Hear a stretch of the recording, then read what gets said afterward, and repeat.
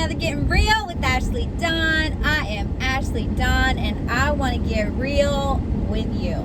So, most of you know that my heartbeat is just to be as real as possible and to just talk about real issues. So, one of the biggest issues that I run across is speaking different languages. Between friends, between relationships. Sometimes I'm a teacher, and so in teaching environments, I'll realize that I'm speaking a language that my students don't understand or don't receive the same way that I'm giving it.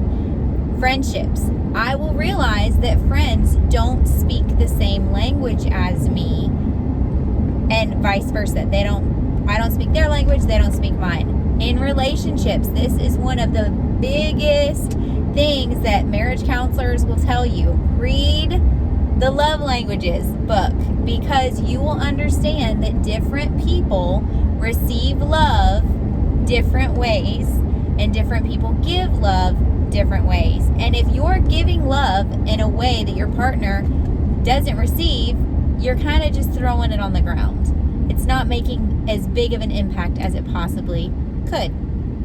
So I've read the book several times. I've read the devotion. I've done Bible studies on it. I've done counseling sessions on it. I highly encourage you to read it. The 5 Love Languages. I believe it's by Gary Chapman, I think, or Townsend. I know they do a lot of those kind of books. But anyway, I think it's Gary Chapman. But it's the 5 Love Languages. And it's not a language that you're thinking like Spanish, Dutch, Italian. It's not that kind of language. This is a language that you speak your love in. It's called the love languages. So there's physical touch, acts of service, words of affirmation, quality time, and gifts.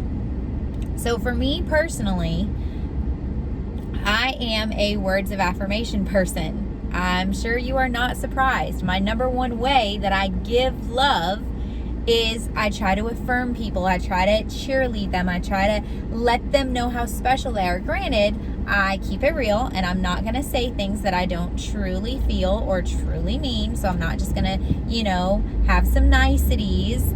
If I don't feel it, I'm not going to say it. And many of you know I pretty much don't have a filter. And so I kind of say whatever I think. Sometimes it's good, sometimes it's not so good. So, love languages. One of mine is obviously words of affirmation. One of mine is acts of service. So when somebody fills up my gas tank, when somebody takes the trash out for me, when somebody does something really kind for me, when they make me something, when they make me breakfast or they cook me dinner, or here's like one of my favorite things in the world, when somebody plans like a vacation or an adventure or a trip or a date, when somebody plans something for me, that means the world to me. So acts of service, somebody doing something for you. Then there's quality time. I love quality time. I mean, all of these I love. Obviously, all of these everyone loves. They're just ranked differently. So quality time is spending one-on-one time with each other. Fun story, when I was a little girl and the TV was on, I would always stand in front of the TV so my daddy would give me his undivided attention. It was very annoying, but I used to do it all the time because I craved quality time. Then the other 2 are physical touch, hugs, hand holding, cuddling. For me, forehead kisses, kisses on the cheek, opening doors. That's active service. I'm very old fashioned in that. But so there's physical touch, cuddling, holding hands. Maybe you're just sitting next to each other on the couch, but a part of you is touching a part of them. Maybe it's your feet touching. Maybe it's your ankles touching, whatever. And then the last one, which is really my least one, and I haven't ordered these in order, but I can.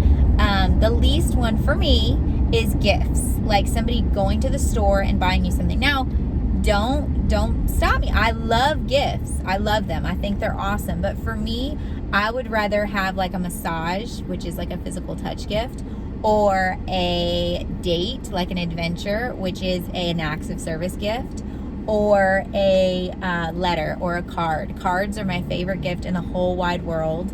and I save every card that my kids get me. I'm a teacher, like I said, or my friends. I save cards. I love them. It's words of affirmation. When I'm having a bad day or when I'm sad, I'll go back and I'll look back at my cards. And I'm so grateful that my daddy loved me in that way, because I have so many letters and cards from him that on sad days when I'm missing him, I can go back and read, and it makes me feel better. So for me, in order, my number 1 is words of affirmation. My number 2 would probably be acts of service. Number 3 would be physical touch. Number 4 would be quality time. And number 5 would be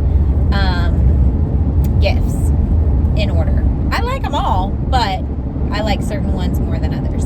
So, and like the gifts they're talking about is like buying like gifts. It's not making gifts. Like I'm a maker. Like I'd rather you make me something.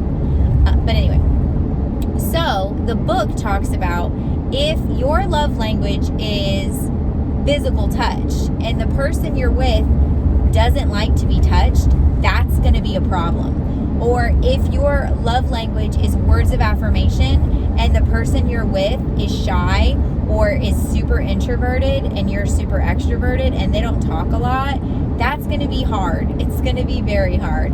Or and they don't affirm you or they don't encourage you, that's going to be very difficult. Or if you are a gift person and the person you're with is a words person and they don't ever buy you anything, that's going to be hard. Do you see how this could get hard? Because if I'm constantly showing you that I love you through me telling you how great you are and calling you and texting you and giving you words and cards and little letters and little gifts, and you don't like gifts and you don't like cards or letters and you don't really like words, but your love language is quality time or your love language is acts of service and you don't feel like I'm serving you, that's not going to work. We're going to be speaking different languages. So one of the greatest things that you can do is first learn your own language. You can do the test online if you just look up love language test. Find your own love language. Find which one you are, and then if you are in a relationship with somebody, find which one they are. If you have a friend that maybe you get them gifts all the time and they don't ever like your gifts, maybe gifts is not their love language. Research it, look it up, see what their love language is.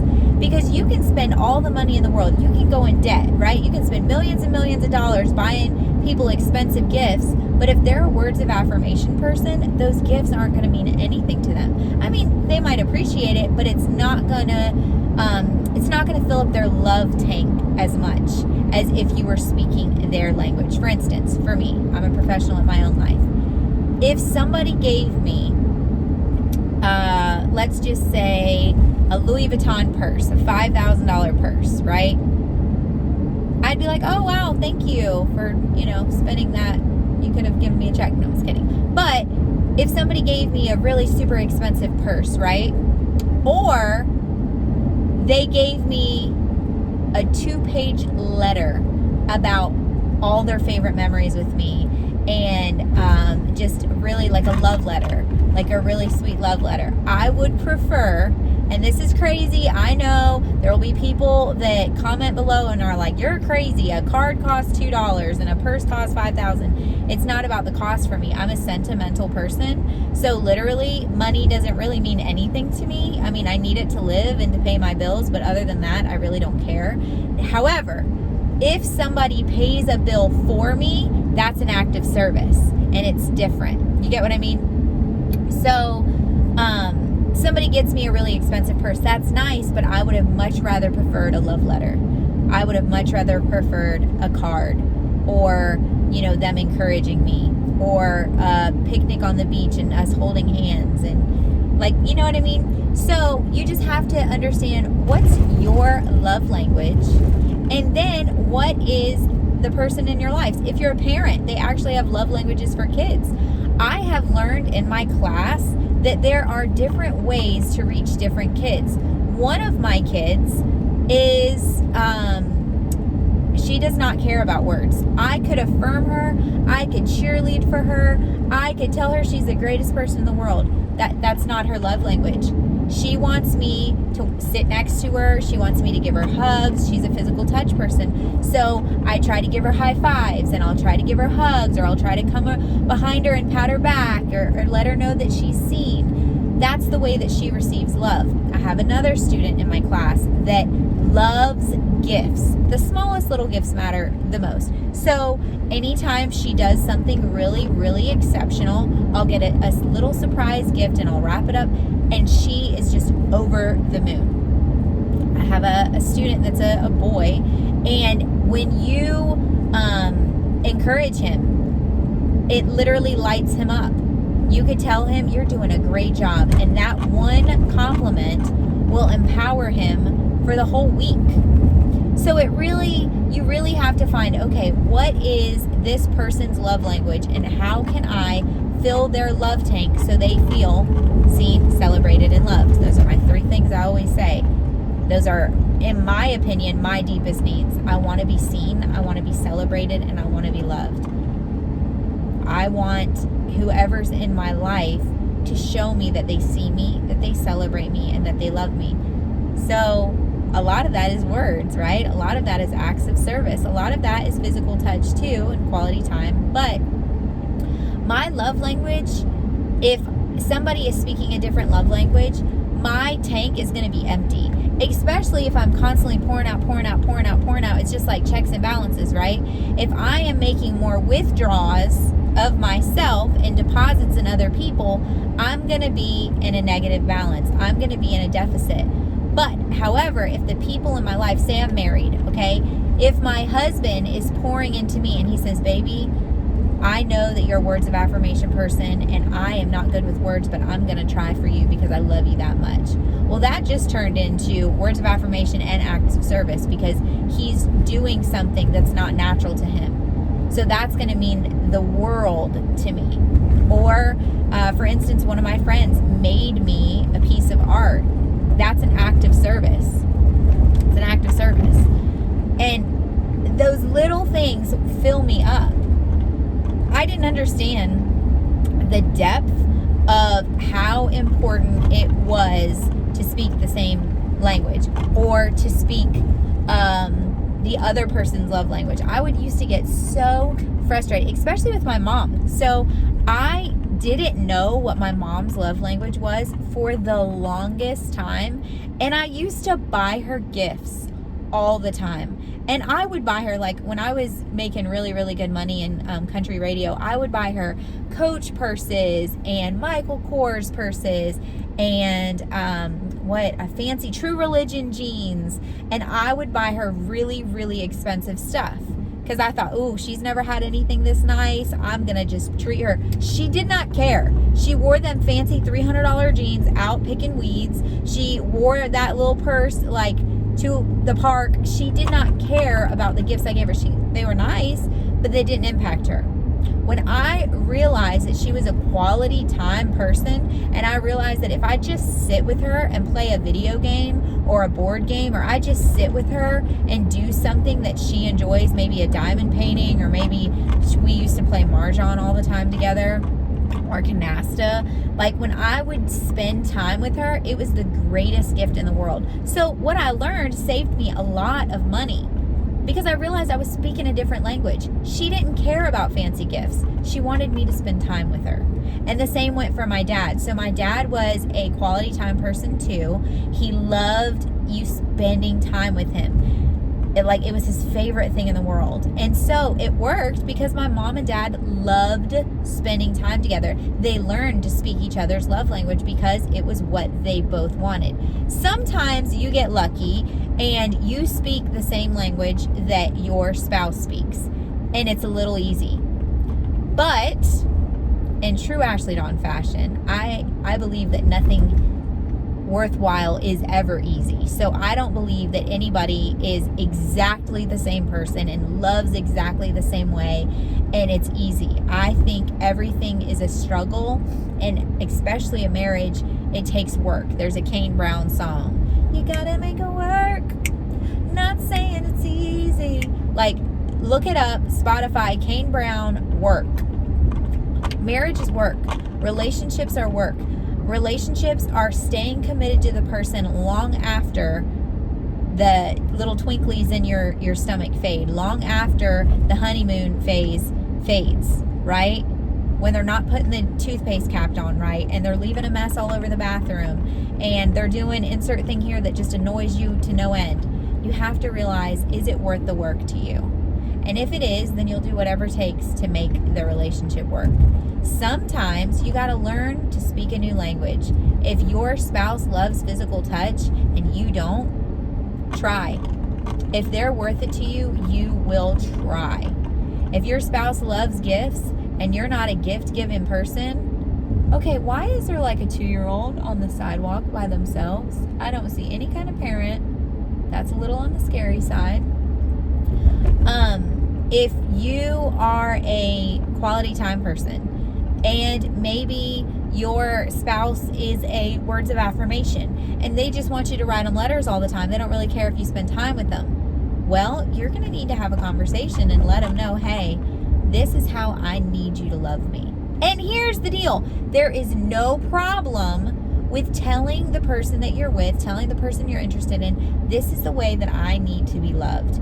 This is the way that I need you to show me your concern for me, to show me your care, to show me affirmation or love. It's okay to ask for what you want. Now, granted, that shouldn't hurt another person or harm another person. And if that's the case, you might need to seek some counseling. But if you need someone to hold your hand that you're with, let them know, hey, I need you to hold my hand more. I like to be held. I need you to kiss me on the forehead more. I need you to kiss me on the cheek more. I need kisses. I need you to hug me more. I need massages. It's okay to say, these are some things that I really appreciate when you do. And a lot of it's the way you word it too. When you say, I would really like it if you did this. Or, I love when you do this. Could you do that more? That's a nice way to ask. If the person you're with doesn't really talk a lot and it's hard for them to find the words to compliment you or to find the words to affirm you, maybe just ask them, say, hey, I know that you're a man or a woman of few words, but can you just squeeze some out for me? Like, it would really mean the world to me if you just wrote me a love letter every now and then. Like, I would really, really appreciate that. That would really show me how much you love me. Or maybe it's an act of service and you really would love your wife to do your laundry for you, or to cook more meals, or to clean your truck. Ask her, say, babe, I love you, and I was just thinking, I love what you're doing. You're an awesome woman. You're an awesome girlfriend. You're an awesome fiance. But if you could wash my truck, that would be such a blessing to me. And that would just really mean a lot to me. Or here's the deal. Maybe make some letters and write down some things that you like. And maybe, just leave it around the house to where your spouse could see it. And just say, these, or give it to them and say, hey, these are some things that would really, really be a blessing to me. Or if you're married, tell your spouse, hey, these are some things that would turn me on. You want to keep them home fires burning? X, Y, and Z right here. I made you a map to the jackpot. So this is for married people, okay? That's my married people advice. But I'm just saying, let the person that you're with know what you'd like.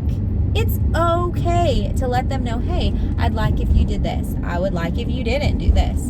It's okay. But watch your wording. Watch your wording. Because sometimes we have the best of intentions, but it comes out wrong. So, you are seen, you are celebrated, and you are loved. I love you, but more importantly, God loves you. I'll catch you in the next one.